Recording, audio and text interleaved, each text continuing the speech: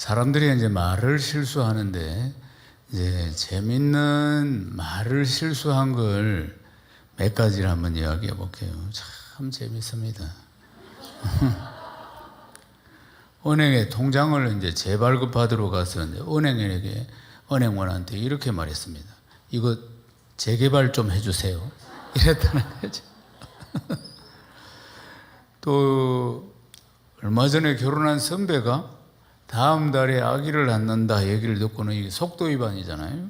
속도 위반이라고 말하는 게 뭐라고 말했느냐면은 우와 신호 위반이네 이랬다는 겁니다.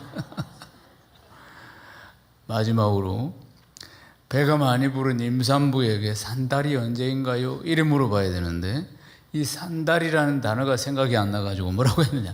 만길이 언젠가요? 그랬다. 저는 이거 하루 종일 웃었어요. 얼마나 재미있. 설교 준비하다 또 오고 이래. 사람이 말을 실수할 수는 있으니까. 참 재밌어요. 또 재밌는 게 뭐 몇 가지가 있는데 그거는 뭐 일본의 유명한 구두쇠는 누굴까요? 겐자이 아키네입니다. 좀 격이 떨어지죠. 앞에 거보다. 인도의 유명한 점쟁이는 누구 할까요? 인도의 유명한 점쟁이는 알간디 모르간디라고 합니다. 격이 좀 떨어지네 아무래도. 금세 울고 또 우는 여자는요. 금세 울고 또 우는 여자는 아까운 여자입니다. 아까운 여자. 마지막이에요. 커피숍에서 창이 없는 구석에 앉아있는 여자는 커피숍에서 창이 없는 구석에 앉아있는 여자를 뭐라고 할까요? 창피한 여자. 별로네. 오늘 설교 말씀을 나에게 주시는 말씀으로 아멘으로 받으면 역사가 일어납니다. 우화라는 게 있습니다.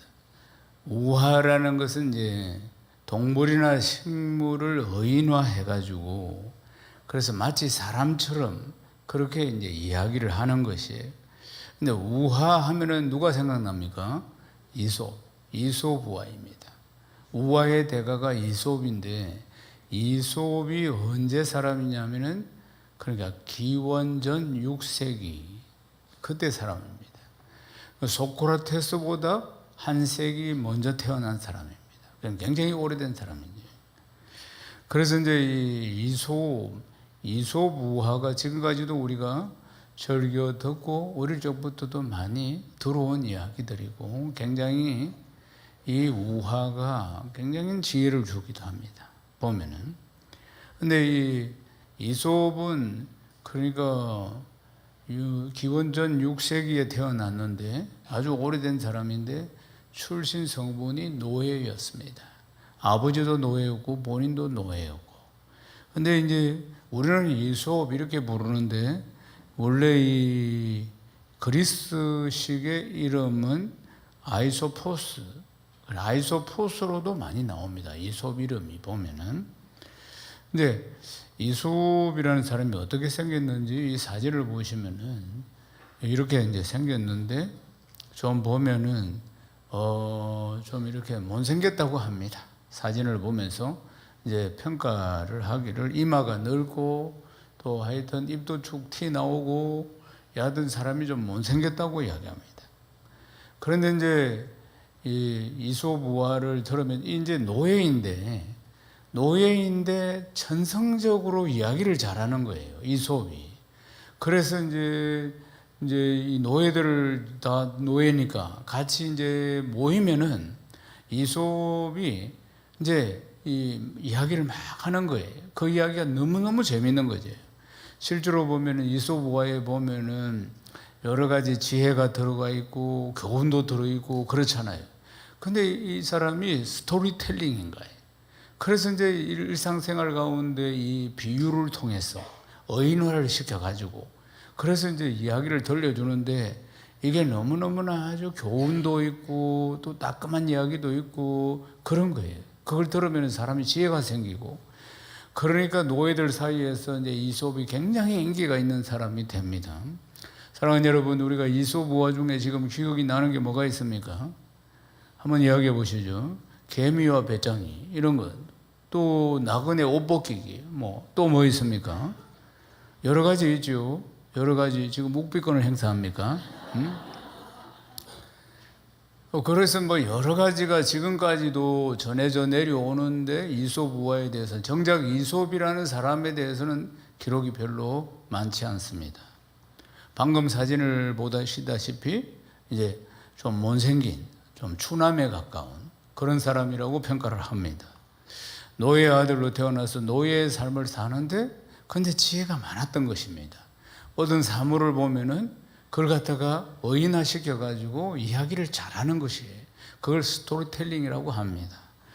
그래서 이제 다른 노예들보다도 이제 이게 드러나기 시작하고, 그래서 이제 주인이 이 사실을 알고 이제 오라고 해가지고 이제 그가 하는 이야기를 듣습니다. 그걸 듣더만은 주인이 너무너무 좋아가지고 그때부터 대우를 달리 해줍니다. 노예인데도 불구하고 완전히 따로 대접을 해줍니다. 노예인데도 불구하고. 그래서 이솝이 이야기하는 이 스토리텔링, 여러 가지 사물을 가지고 살아있는 이야기로 들려주는 건, 그러니까 식물이든지 동물을 어인화해서 그 안에 지혜가 있다는 겁니다. 반짝반짝하는 지혜가 들어있는 그 이야기가 이제 소문이 나면서, 이제 옆에 나라의 철학자인 크잔토스라는 사람이, 유명한 사람이 있었는데 크잔토스가 이솝을 만나보자고 합니다. 그래서 크잔토스라는 유명한 철학자가 이솝을 딱 만나서 이솝과 이야기를 딱 해보고는 대단한 능력이다. 그래서 자기 곁에 딱 둡니다. 자기 곁에, 크잔토스 자기 곁에 두면서 노예의 신분을 해방시킵니다.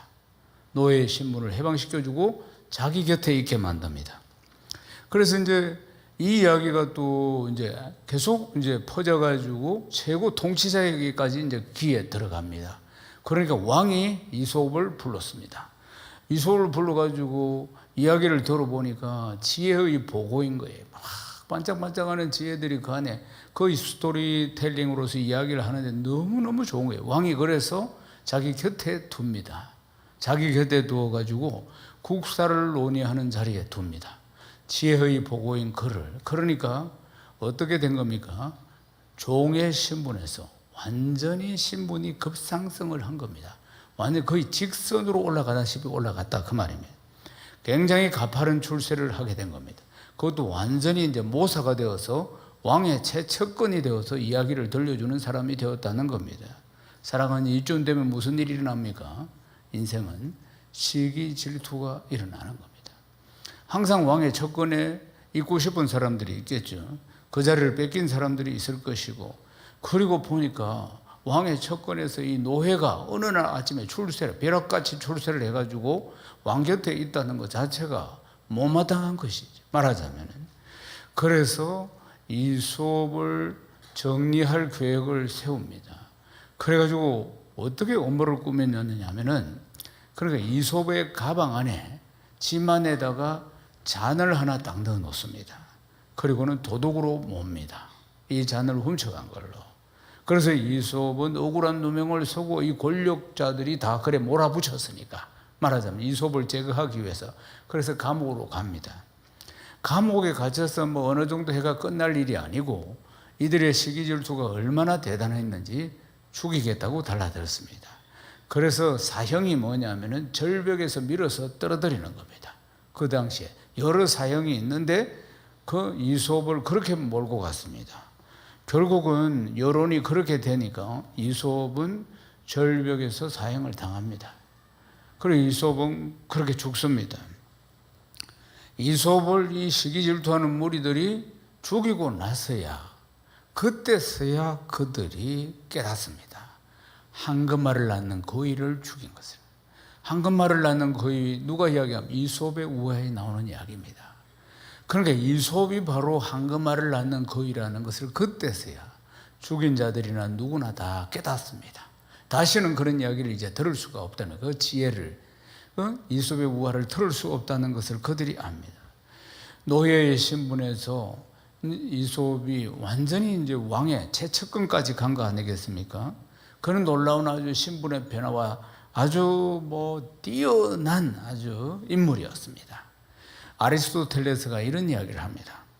교묘한 비유를 생각하는 것이야말로, 교묘한 비유를 생각해내는 것이야말로 인간의 가장 위대한 지성이다. 인간은 타인에게 비유를 배울 수 없으며 비유는 오직 자신이 천재라는 사실을 입증하기 위해 활동할 뿐이다. 왜냐하면 누구도 예상치 못한 비유를 창조해내는 능력이 모든 인간에게 주어지는 것은 아니기 때문이다. 이렇게 아리스토텔레스가 평가를 합니다. 그러니까 이솝이라는 사람은 천재다, 이런 이야기죠. 말하자면은. 또 쇼펜하우어 철학자가 또 이런 이야기를 합니다. 비유는 지식을 얻는 데 필요한 강력한 무기이고 적절한 비유야말로 작가의 능력을 발휘하는 가장 완벽한 기회이기도 하다. 이렇게 비유로 설명하는 것에 대한 찬사를 막 보냅니다. 사랑하는 여러분, 우리 예수님은 3년 반 공생의 사역 동안 어떻게 말씀하셨습니까? 주로 비유로 말씀하셨습니다. 주요 우리가 잘 이해를 못하니까 하나님 나라 천국에 대한 이야기를 비유로 이 땅에 있는 것들을 가지고 쉽게 알아들을 수 있도록 그렇게 잘 설명을 하셨던 것을 볼 수 있습니다. 그렇다면 주님이 비유로 설명, 오늘 우리가 읽은 말씀도 비유로 설명한 말씀인데, 그러면 비유의 수준이 아리스토텔레스가 이야기하는 인간의 지성에서 나오는, 위대한 지성에서 나오는 것이겠습니까? 아니면 쇼펜하우어가 이야기하는 그런 수준의 이야기겠습니까? 아닙니다. 예수님은 하나님이시고 천국에서 하나님 나라에서 오셔가지고 우리 수준에 맞춰서 잘 이렇게 설명을 하시는 것입니다. 사랑하는 여러분, 그러니까 이건 천국의 비밀입니다. 인간의 그런 지성에서 나오는 정도의 수준이 아니라 그 말입니다. 사랑하는 여러분, 오늘도 이제 하나님 나라에 대해서 말씀을 하시는데, 비유로 설명하시는데 3가지 비유로 하나님 나라에 대해서 설명을 하십니다. 등불로 비유하시고, 자라나는 씨앗으로 비유하시고, 겨자씨로 비유하십니다. 사랑하는 여러분, 지난 앞주일은 씨 뿌리는 비유로 설명을 했습니다. 씨 뿌리는 비유를 통해서 복음의 씨앗이 뿌려지는데 마음밭이 4가지가 있다. 길가밭이 있고 돌짝밭이 있고 그리고 가시밭이 있고 옥토가 있다. 좋은 마음밭에 이 복음의 말씀이 떨어지면 30배, 60배, 100배로 결실한다. 이 말씀을 우리에게 들려주었습니다. 그런데 오늘은 이제 하나님 나라가 어떤 것인가에 대해서 이 3가지의 비유를 통해서 우리에게 들려주고 계시는 것입니다. 사랑하는 여러분, 오늘 말씀을 한 말씀 들으면 한 10말씀 좀 깨닫고 큰 은혜가 임하기를 주의 이름 축원합니다. 하나님 나라는 그러니까 예수님이 전하시는 복음의 핵심이 바로 하나님의 나라입니다. 예수님이 첫 메시지가 바로 하나님 나라에 대한 것이었습니다. 마가복음 1장 15절 말씀을 읽겠습니다. 이르시되 때가 찼고 하나님 나라가 가까이 왔으니 회개하고 복음을 믿으라 하시더라. 하나님 나라라는 이 단어는 유대인들에게는 낯선 단어가 아닙니다. 구약시대에 많은 선지자들이 하나님 나라가 도래할 것이라고 늘 전해줬습니다. 하나님 나라가 뭡니까? 하나님이 통치하시는 나라. 하나님이 통치하시는 나라. 이 백성들은 하나님이 통치하신다. 이 이야기를 계속 하나님 나라에 대해서 들려줬습니다. 그렇지만은 그들이 하나님의 뜻을 거스리고 우상을 섬기고 세상을 쫓아가고 죄를 짓고 이러는 바람에 하나님이 온전히 통치하시는 것을 경험하지 못하는 것입니다. 그래서 오히려 이들은 나라가 망하고 오히려 죽고 포로 생활하고 이런 일들이 계속 되는 것입니다. 북이스라엘과 남유다로 나라가 우리나라처럼 쪼개어졌는데 북이스라엘은 아수르에 멸망당하고 남유다는 또 바벨론에게 멸망당하고 그리고 그 다음에 다시 이제 헬라의 통치 속에 살고 그 뒤에는 또 로마의 통치 속에 살고 그러니까 역사의 흐름 속에서 하나님의 온전한 통치를 받고 살아야 할 이 하나님의 백성들이 하나님을 떠나고 죄짓고 이러면서 계속해서 이런 이제 하나님이 다스리는 나라가 아니라 이런 고난 속에 들어가는 백성들이 되었던 것입니다. 사랑하는 여러분, 그렇다고 해서 그들을 통치했던 헬라 사람들이나 로마 사람들이 하나님의 통치가 임하는 하나님 나라에 대해서 아는 게 있겠습니까? 아무것도 모르는 것입니다. 이제 하나님 나라의 온전한 통치는 예수님이 오셔야지 이 땅에 이루어지는 것이 하나님 나라인 것입니다. 사랑하는 여러분, 예수님이 오시기 전에, 2000년 전에 예수님이 오시기 전에도 자기가 메시아라고 하면서 나선 사람들이 역사의 기록에 보면은 많이 있었습니다. 사랑하는 여러분, 그래서 성경은 하나님 나라는 말에 있지 않고 능력이 있다고 말씀하는 것입니다. 고린도전서 4장 20절을 보겠습니다. 하나님의 나라는 말에 있지 않고 오직 능력에 있음이라. 아멘. 많은 사람들이 자신이 메시아라고 말했지만은 그들의 무능함으로 해서 다 실패로 돌아갔습니다. 그들은 말밖에 없었다 그 말입니다. 그래서 하나님 나라는 말에 있지 않고 능력이 있다. 우리 주님이 오셨습니다. 우리 주님이 메시아로 오셨어요. 메시아로 오셔서 하나님 나라가 이제 시작된 것입니다. 그러면서 많은 표적과 이적을 보여주신 것입니다. 사랑하는 여러분, 이러할 때에 예수님이 말로 하나님 나라를 가르칠 때 주로 또 하나님 많은 표적과 기사를 보여주셨는데도 불구하고 그들이 또한 믿지 않았다는 사실입니다. 그 기득권자들이, 바리새인과 서기관들이 많은 표적과 기사를 보여주었는데도 하나님 나라에 대해서 주님이 메시아라는 사실을 믿지 않으니까 주님은 비유로 자꾸 이렇게 설명을 하신 것을 볼 수가 있습니다. 마가복음 4장 33절에서 34절을 읽겠습니다. 예수께서 이러한 많은 비유로 그들이 알아들을 수 있는 대로 말씀을 가르치되 비유가 아니면 말씀하지 아니하시고 다만 혼자 계실 때 그 제자들에게 모든 것을 해석하시더라. 아멘. 예수님이 많은 비유로 이제 이 백성들에게 설명을 하십니다. 알아들을 수 있는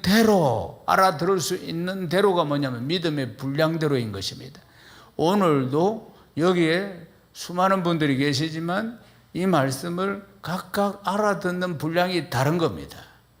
여러분, 처음 예수를 믿었을 때 보십시오. 성경 말씀 잘 이해가 안 되고 설교 말씀도 잘 이해가 안 되는데 시간이 지나면서 성경을 배우고 또 신앙의 세계를 알아가면서 조금씩 말씀이 이해가 된 것처럼 알아들을 수 있는 대로라고 하죠.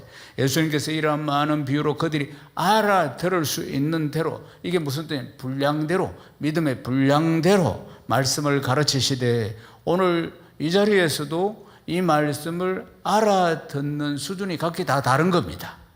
그러니까 깊이 한 말씀을 들으면 10말씀을 깨닫는 분이 있는 반면에 한 말씀도 잘 제대로 저게 무슨 뜻일까 하는 분들도 있다 그 말입니다. 알아들을 수 있는 대로.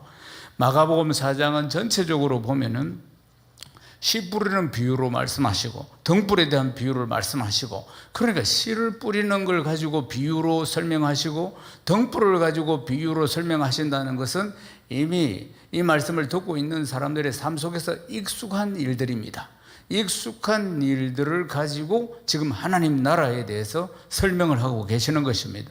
익숙한 일들을 가지고 주께서 설명을 하시는데 알아들을 수 있는 대로 알아듣도록 이렇게 설명을 하고, 그래도 제자들이 못 알아들으니까 따로 이제 가서 보시면은 비유가 아니면 말씀하지 아니하시고 다만 혼자 계실 때 제자들에게 모든 것을 해석하여 주었더라. 그러니까 제자들도 못 알아들은 거예요. 믿음의 분량에 따라서 못 알아들으니까, 그러니까 또 이제 다 청중들이 다 사라지고 나면은 제자들을 불러 모아놓고 또 다시 이게 무슨 뜻인지에 대해서 설명을 했다는 이야기 아닙니까? 사랑하는 여러분, 주님께서는 여러 가지 비유들을 통해서 하나님 나라가 어떻게 우리에게 임하는지 말씀하고 계시는데 여러분에게 깨달음이 넘치기를 주님의 이름으로 축복합니다. 하나님 나라가 어떤 곳일까 하는 것입니다. 오늘 본문에 보면 하나님 나라에 대한 첫 번째 비유가 등불 비유인 겁니다. 마가복음 4장 21절을 읽겠습니다. 또 그들에게 이르시되 사람이 등불을 가져오는 것은 말 아래나 평상 아래에 두려 함이냐 등경 위에 두려 함이 아니냐. 아멘. 등불을 가지고 비유로 지금 설명하는 것입니다.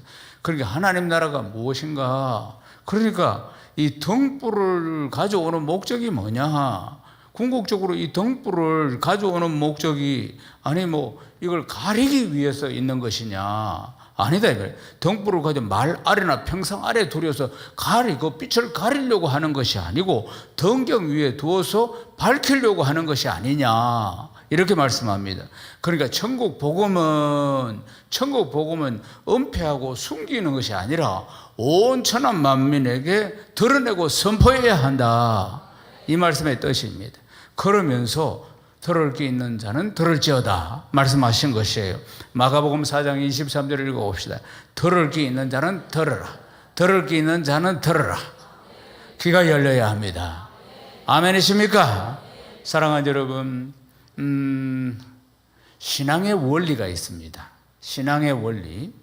어떻게 예수를 믿어야 잘 믿느냐? 신앙의 원리입니다. 이건 팁이에요.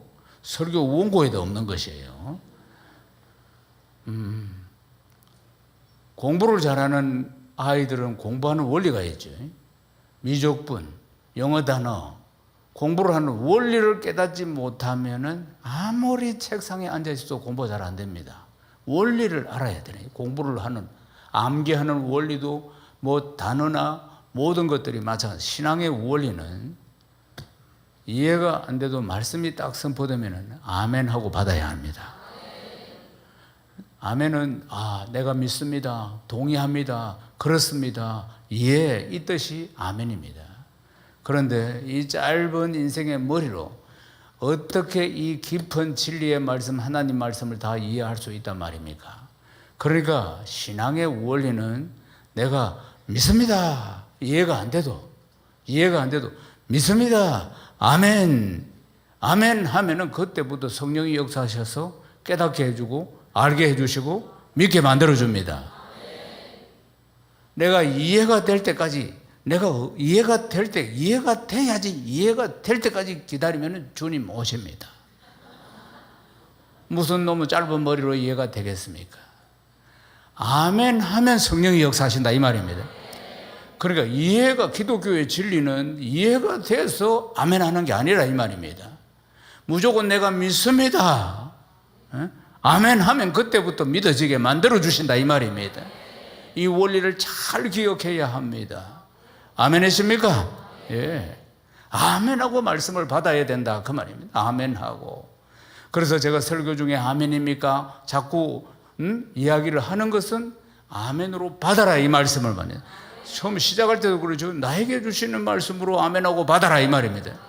제가 단서를 이렇게 붙입니까? 잘 이해가 되고 깨달아지면 나에게 주는 말씀으로 아멘하고 받으십시오 이렇게 합니까? 아닙니다. 무조건 나에게 주시는 말씀으로 아멘하고 받아라고 했잖아요. 아멘하고. 예. 들을 게 있는 자는 들으라. 아멘이십니까? 그러니까 들을 기가 없으면은 10년을 앉아 있어도 이게 공허한 소리로 들려올 뿐이라 그 말입니다. 뭐라고 이야기를 하는데 못 알아듣겠다. 그러니까 한두 마디 정도 외에는 못 듣겠다. 아니면은 중간에 잘 못 알아들으니까 생각이 30% 딴 곳으로 빠져나가기도 하겠죠. 말하자면 집중이 안 될 수가 있다 그 말입니다. 잘 못 알아들으니까 그렇게 되는 거 아니겠습니까? 마태복음 11장 16절에서 17절을 읽겠습니다. 이 세대를 무엇으로 비유할까? 비유하건대 아이들이 장터에 앉아 제 동물을 불러 이르되 우리가 너희를 향하여 피를 부르도 너희가 춤추지 않고 우리가 슬피 울어도 너희가 가슴을 치지 아니하였다함과 같도다. 예수님이 오셔서 복음을 선포하는데도 불구하고 반응하지 않는 이 패역한 세대에 대해서 지금 말씀하고 있는 것입니다. 이 패역한 세대는 메시아가 와서 메시아가 오셔서 그리스도가 오셔서 복음을 선포하는데도 불구하고 하나님 나라가 시작되었는데도 불구하고 그들이 인정하지 않고 믿지 않는다 그 말입니다. 마치 피를 부르도 춤추지 않고 슬피 울어도 가슴을 치지 않는 그런 사람들과 같다고 이야기를 하는 것입니다. 사랑하는 여러분, 비유를 통해서 우리가 잘 이해할 수 있도록 숨김없이 모두 다 거듭거듭 말씀하시는데도 불구하고 이 받는 자의 자세가 참으로 중요하다는 것입니다. 사랑하는 여러분, 선포된 말씀, 이 복음의 말씀을 이해가 안 돼도 아멘, 유익이 없어도 아멘, 내 짧은 머리로 잘 이해가 안 돼도 무조건 아멘인 것입니다. 아멘이십니까? 사랑하는 여러분, 들을 귀 있는 자는 들으라. 아멘 해야 귀가 열리는 것입니다. 믿음으로 선포된 말씀은 다 나에게 주시는 말씀으로 아멘하고 아멘하고 받아야 하는 것입니다. 그럴 때 영적인 진리의 깨달음이 오게 되는 것입니다. 그래서 비유로 하나님 나라를 말씀하시면서 등불을 통해서 밝히 드러내신다. 하나님 나라의 이 복음은 밝히 드러내기 위해서 지금 있는 것이다. 그렇게 말씀합니다. 사랑하는 여러분, 성경 말씀이 어떻습니까? 이 진리의 말씀이 참 어렵습니다.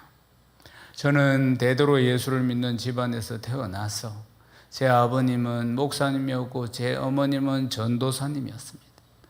그런 가정에서 태어나서 대대로 예수를 믿고 저희 가정에는 목회자가 30여 명이 됩니다. 어릴 적부터 늘 성경을 배웠겠죠. 어머니의 무릎 위에 듣던 말씀, 그거 제가 들었습니다. 어머니의 무릎 위에서. 그리고 저는 원래 전공을 건축을 했는데 30 넘어서 하나님 부르셔가지고 주의 종의 길을 걸으면서 공부를 열심히 해서 박사학위도 받았습니다. 사랑하는 여러분, 그래도 이 말씀은 어렵습니다. 그러니까 이 말씀이 때로는 이해가 되지 않을 때도 많이 있는 것입니다. 사랑하는 여러분, 지난주에 기억하십니까? 이 복음의 말씀이 떨어지는데 마음밭이 4가지가 있다고. 길가밭, 길가밭은 불신자입니다. 돌짝밭, 많은 마음의 상처들이 있어. 가시밭, 염려, 걱정, 근심, 먹고 사는 것 때문에. 그리고 옥토, 옥토는 말씀이 딱 떨어지면 1배, 2배, 3배도 아니고 30배, 60배, 100배로 결실한다 했습니다. 사랑하는 여러분, 지난 주일은 어떤 마음밭이 되어야 하는가? 말씀을 받을 때 내 마음밭의 상태가 어떻게 되어야 되는가 하는 것에 대해서 말씀을 들려주셨습니다. 사랑하는 여러분, 오늘은 보십시오.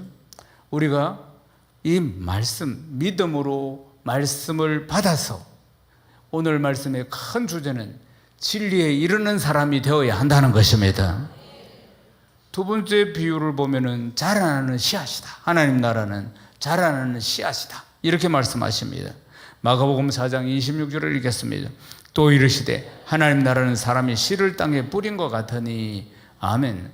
사복음서 마태, 마가, 누가, 요한복음 사복음서에 보면은 동일한 사건들이 약간 다른 표현이나 같은 표현으로 항상 이렇게 사복음서는 예수님의 행적을 기록한 것이니까 다 기록이 되어 있는데 요 말씀은 마가복음에만 있습니다. 그러니까 자라나는 씨앗에 대한 비유는 이 마가복음에만 있는 것입니다. 사랑하는 여러분, 지난주일 말씀은 씨 뿌리는 비유를 통해서 중요한 것은 마음밭이다. 마음밭에 대해서 이야기를 했습니다. 그런데 오늘은 어떠냐? 이 씨앗을, 오늘 말씀의 가장 중요한 주제는 씨앗에 지금 집중을 하고 있다는 것입니다. 지난주일은 마음밭이고 오늘은 씨앗에 대해서. 사랑하는 여러분, 씨앗을 자라게 하시고 결실하게 하시는 분은 하나님이시라 이 말입니다. 농부가 밭에다 씨를 뿌리지만은 농부가 이 씨앗이 어떻게 자라서 어떻게 결실할 것이라고 알 수 있습니까? 없습니다. 자기는 단지 물 주고 그리고 또 길쌈하고 풍성한 수확을 기대하고 그렇게 이제 자기가 열심히 일을 하지만은 그러나 그걸 자라게 하시고 열매 맺게 하시는 분은 하나님이시라 그 말입니다. 아멘이십니까? 네? 농부가 자라게 하고 열매 맺게 하는 것이 아니라 그 말입니다. 영국의 빅토리아 여왕 때 이런 일이 있었습니다. 여왕의 이제 타는 전용 열차가 이제 여왕이 타고 그리고 또 수백 명이 탔습니다. 장관들이라든지 여왕을 수행 드는 사람들이 수백 명이 그 전용 열차를 타고 그날 폭풍이 막 부는데 런던을 향해 가고 있었습니다. 그런데 얼마나 폭우가 쏟아지는지 앞이 그날 밤에 보이지 않습니다. 그러니까 기관사가 앞에 헤드라이트를 비추겠죠.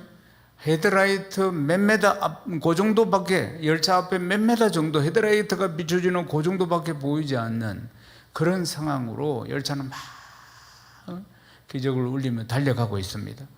근데 앞이 보이지 않는 폭우 속에서 열차가 가고 있는데 갑자기 기관사가 보니까 레일 위에 사람이 새까만 물체가 서가지고 손을 막 흔들고 있는 겁니다. 그래서 그 브레이크를 밟았습니다.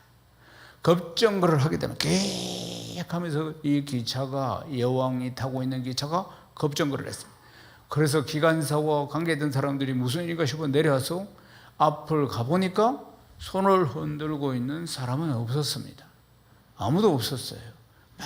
막 이렇게 손을 흔들고 막고 있던 사람은 없었어요. 그래서 이상하다, 기관사가 그 폭우 속에서. 그래서 몇 메달을 좀 더 앞으로 더 나가봤습니다.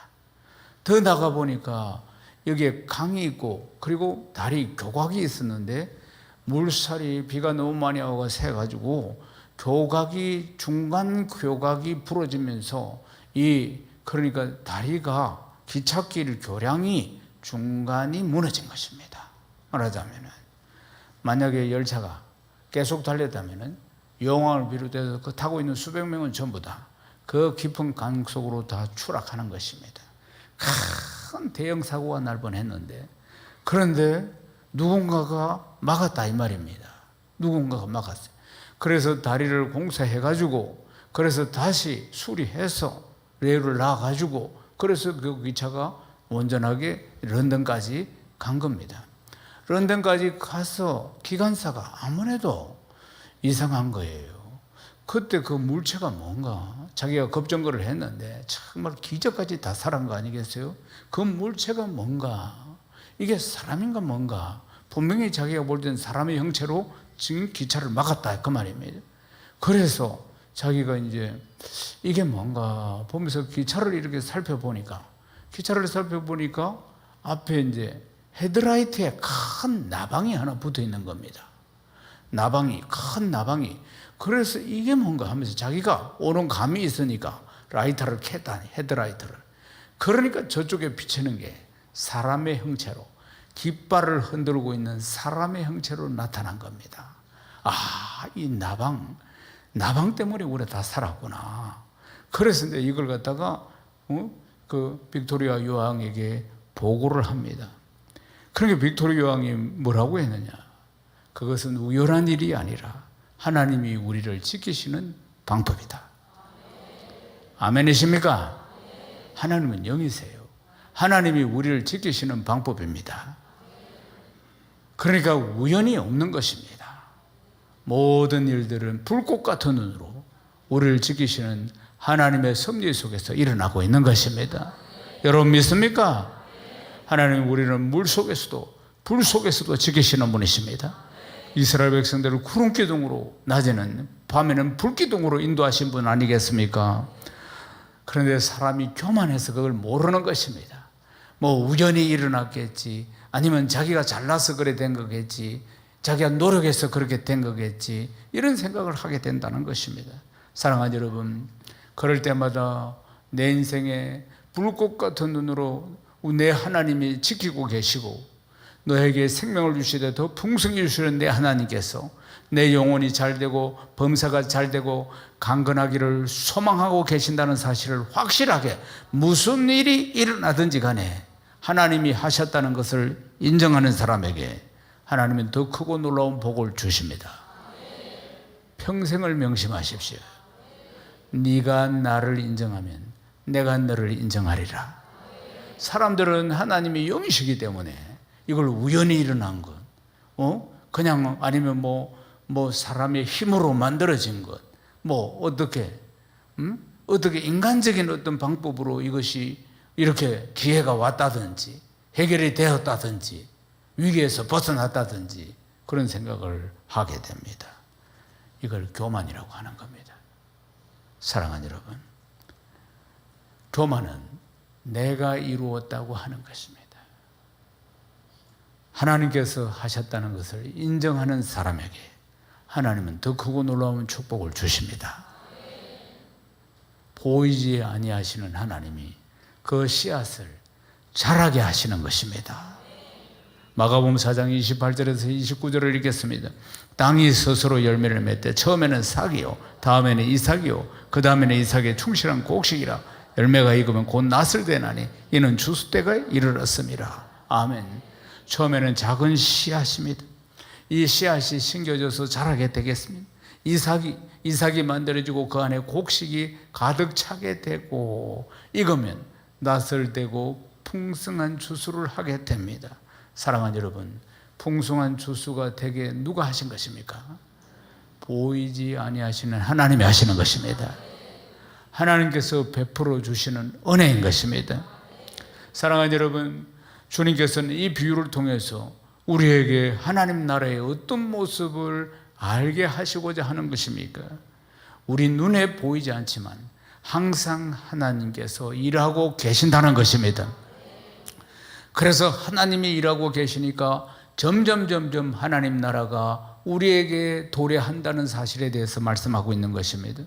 하나님께서 돌보시니까 씨앗이 싹이 나고 그 다음에 이삭이 되고 그 안에 꽉 차는 열매가 맺히고 추수하는 과정이 있는 것처럼 예수님이 오셔서 메시아이신 그분이 오셔서 복음의 씨앗을 심으신 것입니다. 그 씨앗은 싹이 날 것이고 그리고 이삭이 되고 열매를 맺고 풍성하게 거두게 될 것입니다. 하나님 나라가 곧 임하게 되는 것입니다. 아멘이십니까?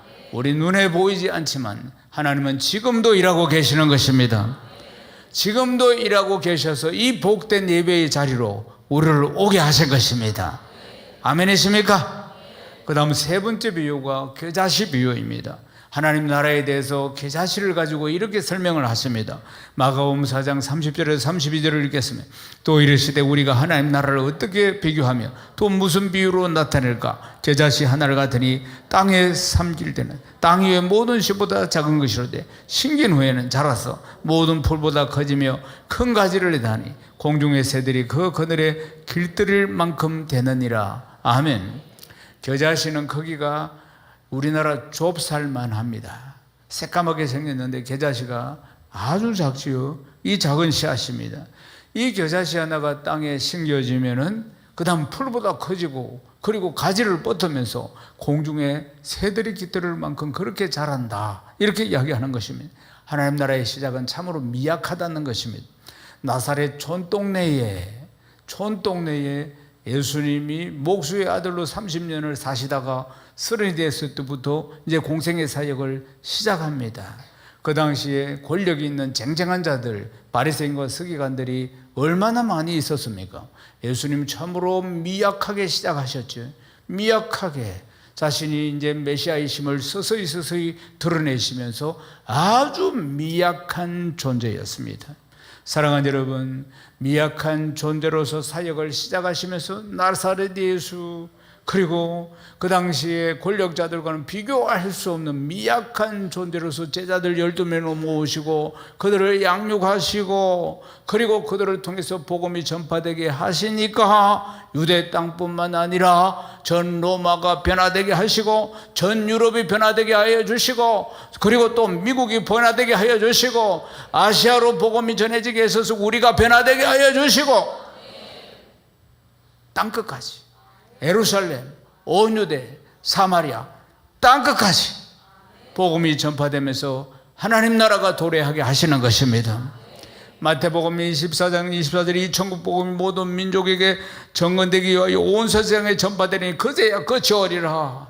곧 하나님의 도래가, 하나님 나라의 도래가 있을 줄로 믿습니다. 그러므로 우리가 깨어 있어야 합니다.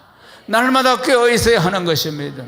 예수님의 12제자를 통해서 이 온 세계의 교회가 세워진 것을 보십시오. 시작은 미약하지만 나중은 창대하게 되는 위대한 역사가 일어나는 것이 하나님 나라인 것입니다.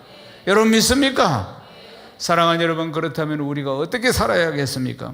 하나님 나라가 이 땅에 임하는 것을 우리가 믿고 지금 눈에 보이지 않지만 내 손에 잡히는 거 없지만은 반드시 하나님은 지금도 일하고 계시고 그리고 하나님 나라가 내 삶 가운데 내 인생에 도래하고 있다는 사실을 어제보다 오늘 더 가까이 오늘보다 내일 더 가까이 하나님 나라가 나에게 임하고 있다는 사실에 대한 확신을 가지고 늘 깨어 있어야 할 줄로 믿습니다. 영국에 5살짜리 아이가, 믿음이 좋은 아이가 하나 있었습니다. 이건 실화입니다. 그럼 5살이면은 우리나라 나이로 한 7살쯤 되겠죠. 이 아이가 이 선교에 대한, 특별히 이 7살, 5살밖에 안 되는데도 인도 선교에 대한 마음이 늘 있는 거예요. 이 조그만 아이가 늘 기도를 해도 인도 선교를 위해서 기도를 하는 겁니다. 그러다가 이제 이 아이가 이제 인도에 성경을 보내고 싶다고 1센트를 헌금을 한 것입니다. 1센트, 아주 작은 돈이죠. 이 아이가 1센트 자기 이름으로 인도에 성경 보내기 해서 헌금을 했습니다. 선교부에서 받아보니까 5살짜리 아이가 1센트를 인도에 성경을 보내달라고 헌금을 한 겁니다. 기특해서 거기다 돈을 보태가지고 진짜 성경을 한 권 사가지고 인도로 보낸 것입니다. 그런데 그때 선교부에서 일을 했던 목사님이 20년의 세월이 지난 뒤에, 이거 다 실화입니다. 20년의 세월이 지난 뒤에 인도 여행을 가게 된 겁니다. 인도는 아시다시피 힌두교 천지 아니겠어요? 참 힌두교 아닌 불교고. 그런데 어떤 마을에 갔는데 대다수가 예수를 믿는 겁니다. 너무나 신기한 일이에요. 대다수가 예수를 믿는데 어떻게 해서 당신들이 예수를 믿게 되었느냐고 물으니까 한 주민이 그래 이야기를 합니다. 지금부터 한 20년 전에 어떤 선교사님이 오셔서 우리에게 예수 믿으라고 복음을 설명하면서 이제 우리 영국에 있는 한 아이가, 5살짜리 아이가 성경을 여러분들에게 선물했다면서 성경을 한 권 주고 갔다는 겁니다. 여기서부터 복음이 시작되었다는 거예요. 그리고 나서 이 우리 마을의 사람들이 거의 다 예수를 믿게 되었다. 그건 인도에서는 이거 기적입니다. 우리도 인도에 센터가 있지만 선교 센터가 한 사람 한 사람 예수 믿게 하는 게 참 보통 일이 아닙니다. 그런데 이 아이가 1센트 헌금을 한 걸 가지고 성경을 사서 보냈는데 한 마을 거의 다 예수를 믿는 기적이 일어났다는 거 아니겠습니까? 그래서 그 성경이 있냐고 하니까 있다는 거지. 자기들이 보는 성경이 20년 전에 받은 성경이. 그래서 성경을 가지고 왔습니다. 성경을 가져왔는데 뒤에 살펴보니까 그때 이 아이가 사인을 한 겁니다. 이 아이가 자기 이름을 쓰고 사인을 한 기록이 그대로 있는 것이에요. 사랑하는 여러분, 겨자씨의 역사가 일어난 것입니다. 이 겨자씨만한 믿음이 이렇게 한 마을을 복음화시키는, 그것도 복음 전하기 참으로 어려운 인도에 이런 놀라운 역사가 일어난 거 아니겠습니까? 사랑하는 여러분, 언제나 믿음을 가지고 하나님의 일하심을 기대하며 믿음의 눈으로 바라봐야 합니다. 아멘이십니까? 이제 말씀을 마치겠습니다. 우리를 하나님의 백성으로 부르셨습니다. 사랑하는 여러분, 비유를 통해서 우리에게 말씀해 주신 것처럼 일하시는 하나님께서 지금도 일하고 계십니다. 하나님 나라의 도래를 위해서 지금도 일하고 계신다는 확신 가운데 사랑하는 여러분, 하나님 나라가 점점 가까이 오고 있다는 것을 기억하시고 늘 깨어 있어야 합니다. 늘 말씀과 기도로 깨어 있어야 합니다. 늘 깨어 있는 성도 되시기를 주님의 이름으로 축복합니다. 날마다 기대와 소망으로 내 삶을 모두 다 주님께 드리는 복된 성도 다 되시기를 주님의 이름으로 축원합니다. 축원합니다.